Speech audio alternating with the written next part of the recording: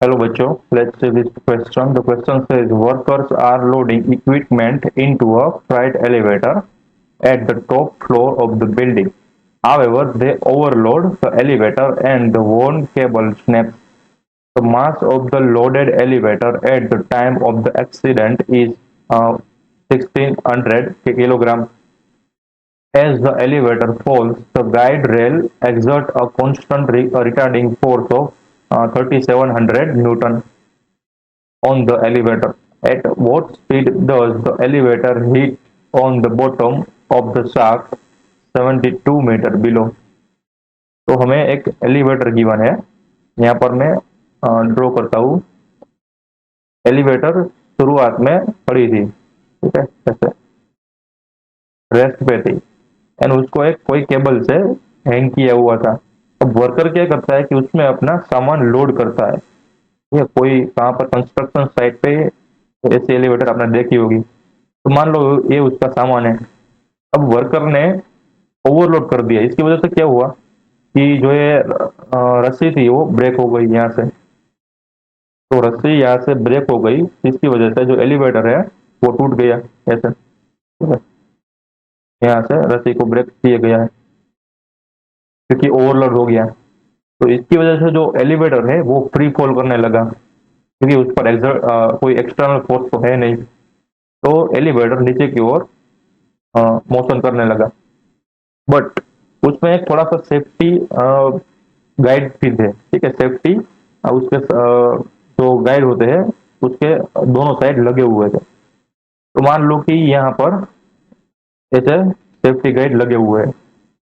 उसका काम क्या है कि उसका काम है कि थोड़ा सा जो ब्रेकिंग फोर्स उससे प्रोवाइड करना। तो ये रेलिंग है, ठीक है, ये वाली। वो क्या करता है, थोड़ा सा ब्रेकिंग फोर्स प्रोवाइड करता है। 100% नहीं करता है, बट थोड़ा सा रिटार्डिंग फोर्स प्रोवाइड करता है। तो रिटार्डिंग फोर्स होता है वो मोशन के ऑपोजिट होता है, ठीक है। तो मैं यहाँ पर लिख देता हूँ यहाँ पर कि ऊपर की ओर जो फोर्स लग रहा है वो रिटार्डिंग फोर्स होता है एंड नीचे की ओर लग रहा है एलिवेटर पर, वो नीचे की ओर लग रहा है वो उसका वेट लग रहा है डब्ल्यू। तो ऐसा कुछ सिचुएशन है एंड जो फ्लोर से या जो एलिवेटर था उसकी दूरी हमें गिवन है 72 मीटर। कि जो ये लास्ट वाला फ्लोर है उसके नीचे कुछ है नहीं। वहां से ये 72 मीटर पहले इनिशियली 72 मीटर ऊंचा था ये एलिवेटर। एंड जब हमें क्वेश्चन में क्या पूछा है कि जब ये एलिवेटर ये फ्लोर से टकराएगा उस वक्त उसकी वेलोसिटी कितनी होगी, यानी कि स्पीड कितनी होगी, ठीक है। उसका मैग्नीट्यूड हमें फाइंड करना है, ये हमारा क्वेश्चन है। तो हम इस प्रॉब्लम में जो की कंसेप्ट यूज करने वाले हैं, की कंसेप्ट वो होगा इक्वेशन ऑफ मोशन का, obviously equation of motion. And जो सेकंड वन है वो है न्यूटन लॉ या फिर न्यूटन फोर्स लॉ। ये दो कंसेप्ट का हम यूज करने वाले हैं। तो पहले तो हमें फाइंड करना पड़ेगा एक्सेलरेशन, कि किस एक्सेलरेशन से नीचे जा रही है। अगर यहाँ पर कोई रिटार्डिंग फोर्स नहीं होता, ठीक है, या फिर ब्रेकिंग नहीं होती, ये ब्रेकिंग ही काम करता और कुछ नहीं। अगर ये ब्रेकिंग फोर्स नहीं होता, ये पार्ट ब्लू वाला, तो हमें पता है कि एक्सेलरेशन ग्रेविटेशनल एक्सेलरेशन जितना ही होगा, यानी कि 9.8 मीटर पर सेकंड पर जितना होता। बट यहाँ पर अब एक्सेलरेशन बदल चुका हो क्योंकि ऊपर की तरफ ब्रेकिंग फोर्स है। तो हम यहाँ पर पहले जो एलिवेटर है उस पर न्यूटन फोर्स लॉ की हेल्प से एक्सेलरेशन फाइंड करेंगे। तो न्यूटन फोर्स लॉ क्या बताता है कि summation of F external is equal to mass time acceleration. तो ये बता रहे हैं कि किसी भी बॉडी के ऊपर टोटल कितने फोर्स लग रहे हैं उसका रिजल्टेंट निकालोगे एंड उसी रिजल्टेंट से ए एक्सेलरेशन से वो मूव करेगा।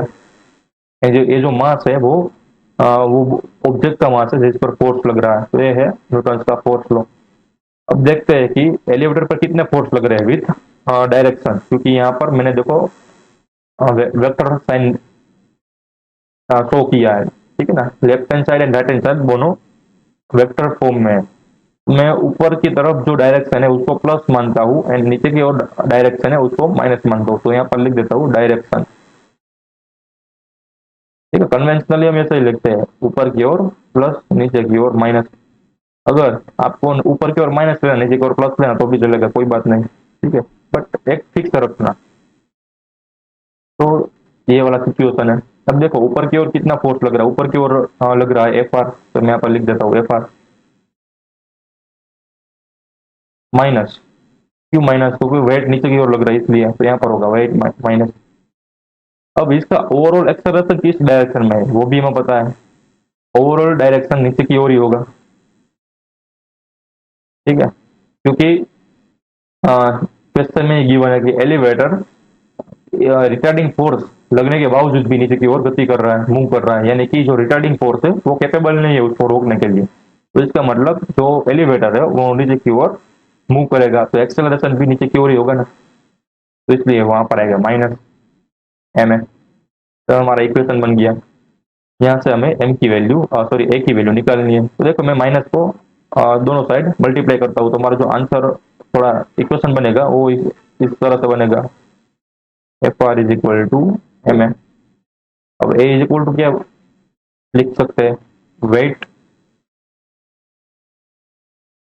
Minus F R divided by mass. Weight कितना होगा? तो वेट होगा total mass times G minus F R divided by M. अब मैं एम को सेपरेटली अलग अलग लिख लूंगा, तो ये एम से एम ये कैंसिल हो गया यहाँ से, ठीक है। डायरेक्ट तो मैं इसे कैंसिल नहीं कर सकता, बट एम जी से एम जी अपॉन एम करूंगा तो एम एम कैंसिल हो जाएगा, तो जी बचेगा एंड यहाँ पर क्या बचेगा, एफ आर बाई एम। तो इसमें वैल्यू पुट करेंगे, जी की वैल्यू क्या है 9.8 metre per second square, F R की वैल्यू गिवन है 3700 ये वाली,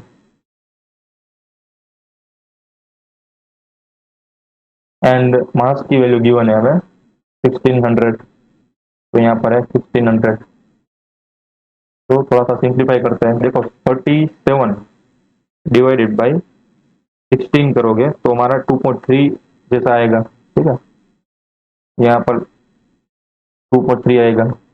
अब 9.8 माइनस 2.3 करोगे तो आएगा 7.5, तो ये आएगा 7.5 मीटर पर सेकंड स्क्वायर। ठीक है, 5 को थोड़ा अच्छे से दिखाता हूँ।